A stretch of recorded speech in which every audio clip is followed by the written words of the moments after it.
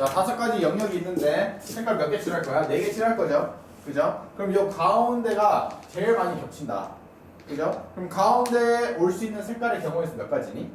4가지 경우가 되겠죠. 그러면 처음에는 4가지 경우가 될 건데, 근데 그럼 남은 색깔이 몇 개야? 3개가 되겠죠. 이 3개들로 이 나머지를 채워줄 수밖에 없겠다. 왜냐, 이 가운데는 이웃하는 거랑 요 옆에 삼각형이랑 다 이웃을 하죠. 겹칠 수 없죠. 그죠? 그래서 4가지 중에 하나를 선택을 하면은 이 나머지는 3가지 중에서 색칠을 해줘야겠다. 근데 우리가 이 색칠을 해줄 건데 나올 수 있는 경우가 달라져요.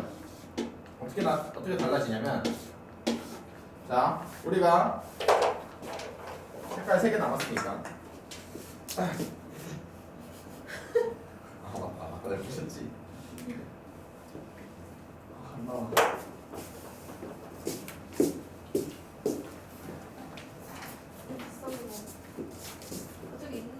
자, 여기에 이 색깔을 칠하고 여기에는 똑같이 이 색깔을 칠했다. 오케이? 근데 요 양쪽 옆에는 서로 다른 색깔을 칠할 수 있겠네. 그죠? 이런 경우 하나. 자, 또 어떤 경우가 생기냐면, 여기에 색깔 칠하고 여기에 색깔을 칠하고 그리고 나서 여기에 같은 색깔을 칠하는 경우로 나눌 수 있겠다. 자, 잘 생각을 해보면 난 여기에 색깔을 몇 개 칠했어? 3개. 난 여기에 색깔을 몇 개 칠했어? 2개를 칠했죠. 그러면 나는 경우를 어떻게 나눌 수 있겠다? 2가지로 칠하는 경우와 3가지로 칠하는 경우, 이렇게 두 가지 총 나눌 수 있겠죠. 오케이? 자, 그러면 이제 요 2가지의 색깔만 이용을 해서 나눌 수 있는 경우의 수를 생각을 해보자. 오케이? 자, 그러면 이 경우라고 생각을 한다면 또 어떤 경우가 있니? 그냥 색깔을 정해주면 되는 거 아니니? 그죠? 난 처음에 빨간색과 초록색을 썼어. 그럼 뭐야? 빨간색과 뭐 주황색을 썼다고 해보자. 그죠? 그러면 또 뭐도 있겠어? 마지막으로? 그죠? 주황색과 그리고 초록색 이렇게 쓸 수 있는 경우 총 몇 가지가 된다? 3가지 경우가 되겠다. 요밖에 없겠지? 이해돼? 그럼 만약에 쌤 그러면은 얘가 여기에 초록색을 칠하고 여기에 빨간색을 칠하면 안 돼요? 라고 할 수 있는데, 잘 보면은 얘를 이렇게 90도 돌려보자. 똑같죠? 똑같은 경우가 된다.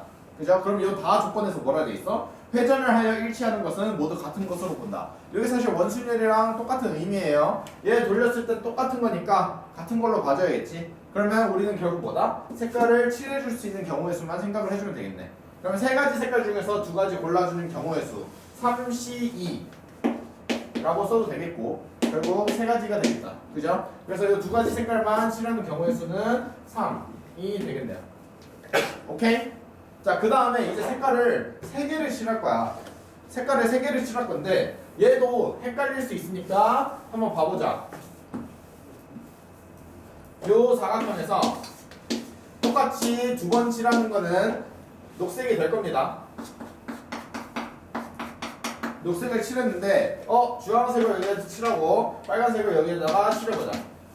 그럼 얘랑 어때? 똑같은 경우가 되겠지. 어떻게? 얘를 180도 돌리면은 얘가 나오겠다. 맞죠? 그러면은 우리는 뭐만 생각을 해주면 되겠어? 요 2번 색깔 칠하는 거를 어떤 색깔로 칠할 건지만 생각을 해주면 되겠네. 맞니? 그러면 여기 2가지 색깔 올 수 있는 게 뭐뭐 있어? 초록색, 빨간색, 주황색 총 몇 가지가 된다? 3가지가 되겠다. 오케이? 그러면 색깔 3개를 칠하는 경우의 수도 좀 몇 가지가 나온다? 3가지가 나와주겠죠? 그럼 얘랑은 서로 다른 경우니까 더해주면 결국 어떻게 돼? 4 곱하기 6 해주면 얼마 나온다? 24가 답이. 알겠니? 오케이? 이해됐죠?